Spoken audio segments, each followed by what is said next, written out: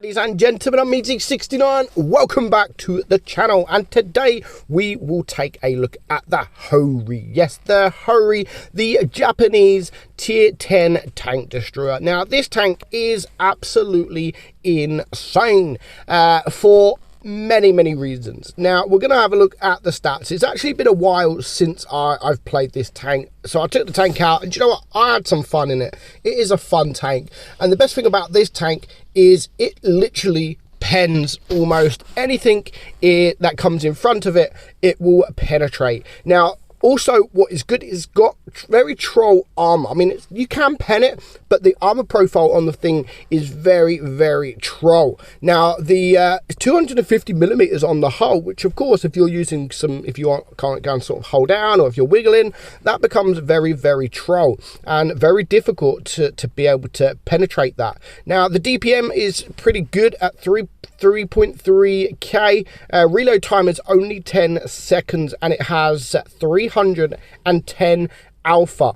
310 base AP penetration. Yes, that's standard. 310 standard penetration. Of course, if you switch to APCR, if you switch to the premium AP, you're getting 380 millimeters of pen. Of course, if you run it with calibrated shells, you can get that up to pretty much 400 penetration. Yes, 400. Also, the HE pen is also pretty good for what it is as well. If you're running it with the calibrated shells, 94 millimeters, which is pretty goddamn decent.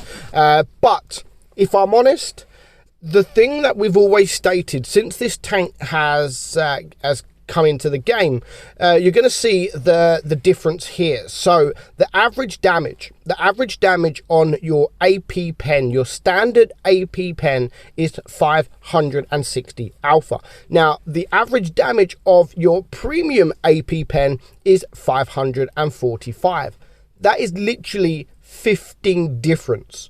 Like, run this thing with calibrated shells, run it with only premium shells, maybe some HE, and then you're just going to pen everything. Like, literally, you're going to have 400 pen on everything. There is, honestly, apart from credits or whatever, there is no point in running this tank with the standard AP. I would rather have 400 pen and lose 15 alpha to guarantee your pen. This thing will go through almost anything. Maybe not a Concept 1B turret, but other than that, it will go through just about anything. The other stats on the tank is pretty good as well. 3.5 on your aim time, and dispersion 0.277. And it does have 6 degrees of gun depression, and it's quite a quick tank as well at 50 kilometers per hour. Honestly, the tank has pretty much taken over the Object 263 as sort of the YOLO wagon. You can YOLO in it. I probably wouldn't recommend YOLOing in it, if I'm honest. Yeah, you can get some bounces, but you want to keep this gun in action for as long as possible. So I wouldn't recommend YOLOing. You're not going to bounce as much as you would if you are YOLOing in a Foch or the Object 263. Those are the normal sort of YOLO wagons. Honestly, sit behind your team. You can play as a tank destroyer, sort of like a grill kind of thing, or you can play it sort of up close and personal and just bully the team, because you got to remember, if you are running it with that calibrated shells, you're getting 400 pen. So honestly, you need to not really worry too much about medium tanks. Of course, if they get behind you, yeah, you need to worry about, but I'm talking about the start of the game. There are some tank destroyers, like things like the Foch, and maybe even the grill, that can, because they've got the speed, they can go and support the mediums and try to deal with the medium tanks first. But honestly, because of the penetration that this tank has got, you need to bully these heavies. It is a bully heavier. It is a heavy bully, sorry. Heavy bully. It's a heavy bully, because you're just going to pen almost anything that comes in front of you. So you can support your heavy tanks. Of course, front line is not an option. It is not an option. You have to have tanks around you. If there are heavies in the front line on your team, then yeah, you can go and sit with them, maybe just behind them. But other than that, like, at the minute, I'm just sitting in the bush. I have shots off. There's no point in me moving right now. What I want to do is, because I know that no one is by C, because we've got the hook, caught the base and there is no one there. So I know that they are all pretty much around this area of the map. So what I wanted to do is really wait for my heavies to push, get their hit points down a bit lower, and then push, which you can see is what we are doing now. There's just 4 tanks left alive, and this is where we start making the push. So we're just going to push up the K91, obviously next to me. We're just pushing together, and pretty much this K91 on the enemy team's pretty much dead. Of course, we are running it with the normal AP, because the tanks we're coming up against, to be honest, like, we've got no problems in penetrating these. So I am running, of course, the normal AP. But if you don't feel comfortable in running the normal AP, then don't just use premium AP. That is what it is there for. It's there to be used. Whether you want to spam it, it is totally up to you.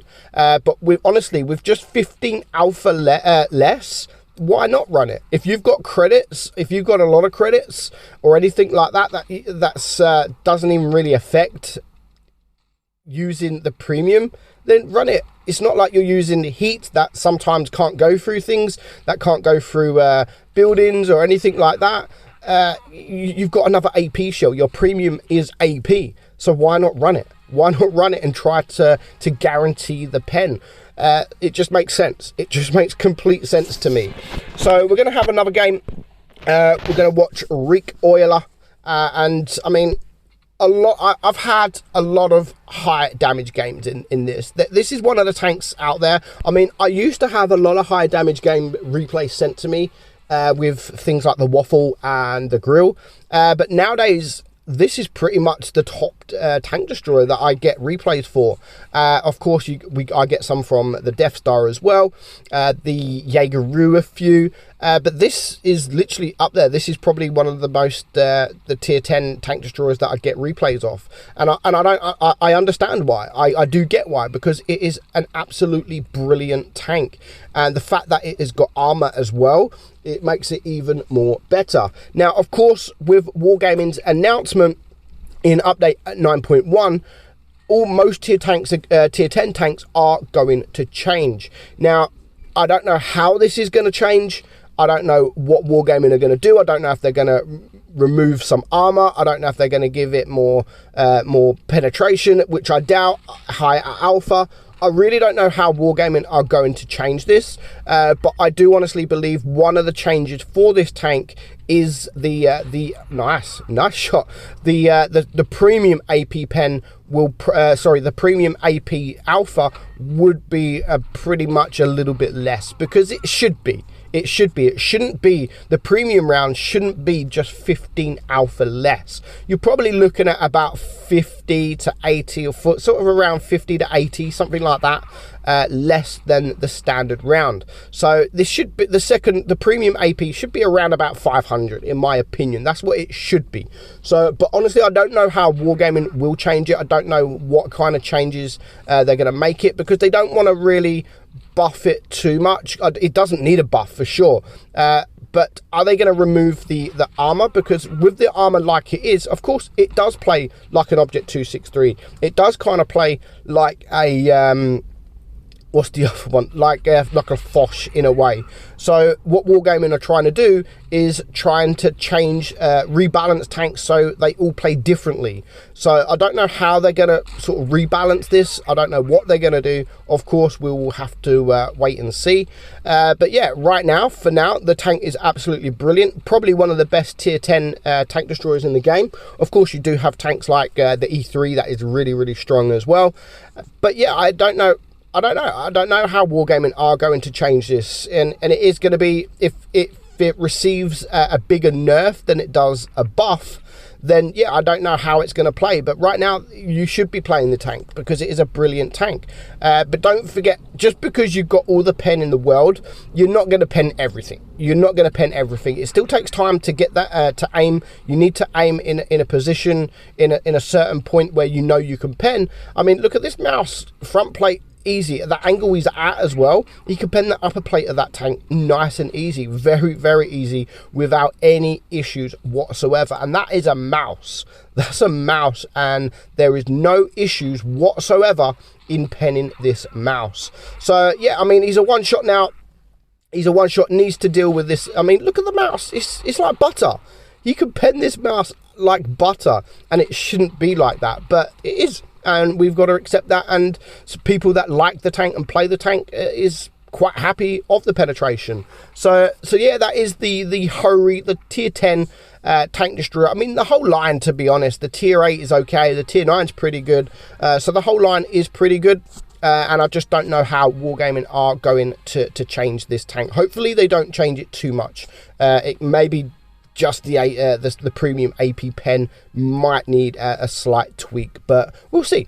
But for now, while you play the tank, use the premium AP, because you're only losing a little bit of alpha, but you're getting a bit more pen, and you can almost guarantee you're going to penetrate anything that comes your way. So I hope you enjoyed today's video, guys. I'm meadsy69, and I'll catch you all soon. Bye bye.